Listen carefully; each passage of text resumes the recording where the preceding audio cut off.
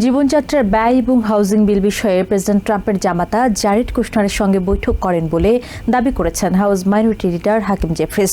তবে বৈঠক খুব একটা ফলপ্রসূ হয়নি বলেও উল্লেখ করেন তিনি।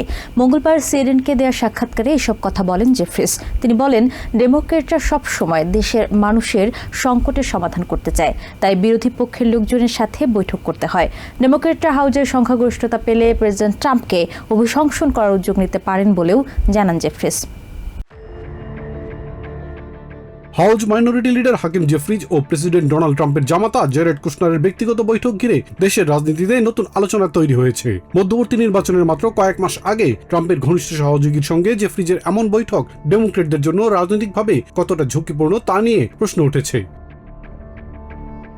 মঙ্গলবার সিএনএনকে দেওয়া এক সাক্ষাৎকারে হাকিম জেফ্রিজ বলেন, মূলত সাধারণ মানুষের জীবনযাত্রার ব্যয় এবং সম্প্রতি পাশ হওয়া হাউজিং অ্যাফোর্ডেবিলিটি বিল নিয়ে আলোচনা হয় ওই বৈঠকে। ডেমোক্রেটরা দেশের মানুষের জন্য জীবনযাত্রার ব্যয় কমানো, গ্যাস, আবাস ও স্বাস্থ্যসেবাকে সাশ্রয়ী করার উপর সর্বোচ্চ গুরুত্ব দিচ্ছে বলে উল্লেখ করেন তিনি। জেফ্রিজ আরও জানান, এবারের মধ্যবর্তী নির্বাচনে ডেমোক্রেটরা হাউজের সংখ্যাগরিষ্ঠতা পেলে প্রেসিডেন্ট ডোনাল্ড ট্রাম্পের অভিশংসনের উদ্যোগ নিতে পারে। ট্রাম্প প্রশাসনের বিভিন্ন নীতির বিষয়ে জবাবদিহিতা নিশ্চিত করার পুনর্ব্যক্ত করেন তিনি।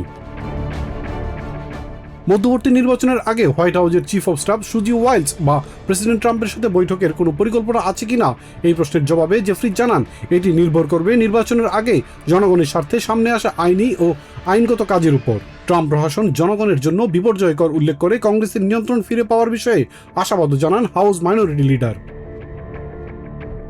Ilias Kamal, TVN 24 news desk.